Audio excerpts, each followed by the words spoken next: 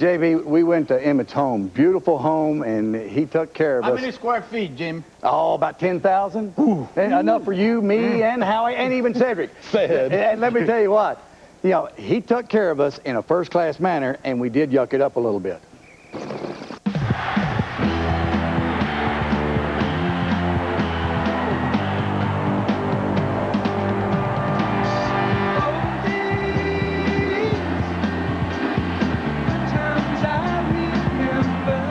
Over the period of time, the best memory you had?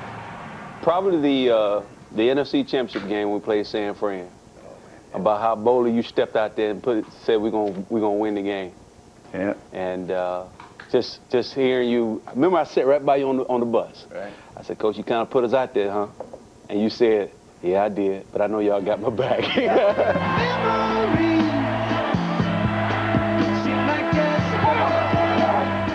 The game that I look back, it was the last game that I coached for the Cowboys. And here we go out against Buffalo, and we're struggling. You know, at halftime, you know, I go up to Nora, I said, Nora, let's pump it to Emmitt and see if they can stop him. You know, and that's exactly what we did to start off that second half. And got us back rolling, you know. It was just right, left, right, left. Oh, yeah. Right down the field. Right down the field. I know how you like to break people. I know how you like to break people will. Yeah, that's it. And that's one way to do it. Get them down, keep them down. Keep them down. Keep them down, man. I'll tell you what I remember, too, though. I don't know, maybe it was Atlanta or Detroit. Well, you had the most incredible run I've ever watched by a football player. Pow! I mean, it was beautiful. I was like, man, I can't believe he's got such a run. I said, man, he said, you think it was sweet? I said, well, I'm telling you, that was the best run. I never seen anything like that. That's great. He said, you think it was sweet? I said, yeah, man, God, I can't believe it. He was like, what you doing watching? Why weren't you talking about it? He said, why were you? You should have been blocking somebody. Wait a minute. What were you doing watching? Huh?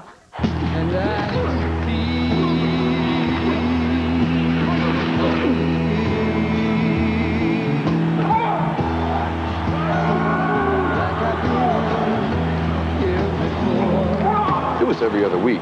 I've never seen anything like that before. Then 2 weeks later, you're saying the same thing. Yeah. Okay, I never saw anything like that before. Coach, I didn't watch a whole lot of tape. That's what I didn't understand. What were you doing? He slept every meeting. He slept. I've never seen anybody sleep like that. Did he not sleep? Moose In the back. Moose doing it right. He writing down everything. He got 3 or 4 different color pens. He want to write in the red and then the blue. And We get this from him. Give me a tap before the lights come on. right. Oh. What's one of your best memories, man, in terms of the years?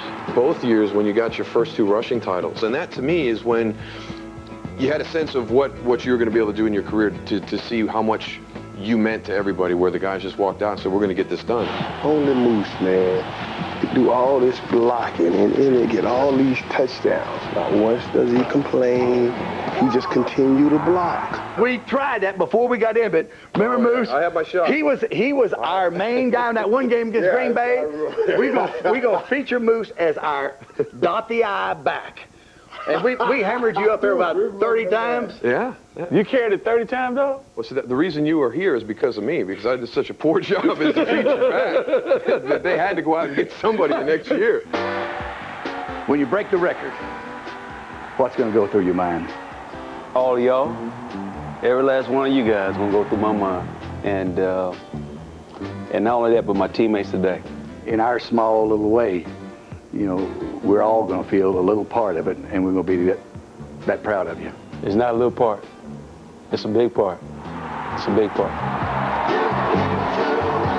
Jimmy's piece with Emmitt, by the way, was a part 1 of a 2-parter, and you can see the second part. That's right, Jimmy Johnson with a 2-parter. That'll be coming your way next week right here on Fox. And obviously, Troy Aikman would have loved to have been there, but he wasn't able to be there because he was at a funeral. But Troy is here with us now. Hey, Troy, as you watch that, let me hear you chime in with some of your thoughts as you head into today. Well, I think the big thing, obviously, a huge day for Emmitt Smith. We're all hoping that he's able to break it there at Texas Stadium and at home. And, you know, everybody's asked me this week, what's your favorite memory of Emmitt Smith? What's your favorite play? And I think the easy thing to do would be to name a play with it. He scored a touchdown, something along those lines. But for me, I would name one of the unselfish acts. That's always been the thing that has meant the most to me with those that I've played with. And I would probably pick a play where he picked up a blitzing linebacker, which he did so often. And what an exciting time and what a great ambassador Emmitt Smith has been for this National Football League. You hear all the accolades. You know, Troy talks about him being unselfish, on and on. And I think when I look back, I think about his tremendous pride and his desire to be the best. And it was interesting. We were in his home, and Emmitt the fourth, 6-month-old, you know, we went into his bedroom, and all the walls, great big mural. I mean, beautiful murals. And it's got Arthur Ashe, got Jackie Robinson, Ali, Tiger Woods, on and on. And then Emmitt. I mean, because he wants to start him off early of striving to be the best. I did say, Emmitt, where's my little picture? It was a little corner somewhere. He didn't have me up there. Yeah, the athletes on the wall, Coach. Oh, the athletes. Coach was a great athlete. You know, the funny thing is, if you were pressed to put film footage in a time capsule for future generations to see what a complete football player was, you'd be hard-pressed to put anybody but film footage of Emmitt Smith in that capsule. And we'd be remiss not to mention the late, great Walter Payton in the same breath here while this record is being broken. Yeah, he's going to break the record, and then, of course, the debate starts. Well, who is the greatest running back? Who owns the records? Here is part 2 of our tribute, and it begins with a call from the President of the United States. Hello. With the operator of Air Force One, huh? All right. Y'all been nosy, man. Leave me in the president's private time. Hold a second.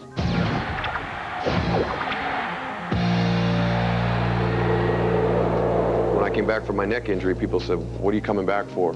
And that's when this thing became a reality. I mean, you had a dream of doing this when you came into the league, and that's amazing that he's still out there. Hey, man, where y'all leave me? Why y'all leaving? hey, I didn't have any choice.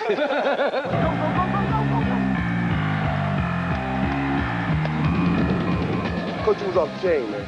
What? You were off the chain. Now, somebody got to explain this off the chain deal. I don't know. You crazy. That's what that means. You crazy. That's You was off the rockers. Crazy, You was man. very special in a unique way.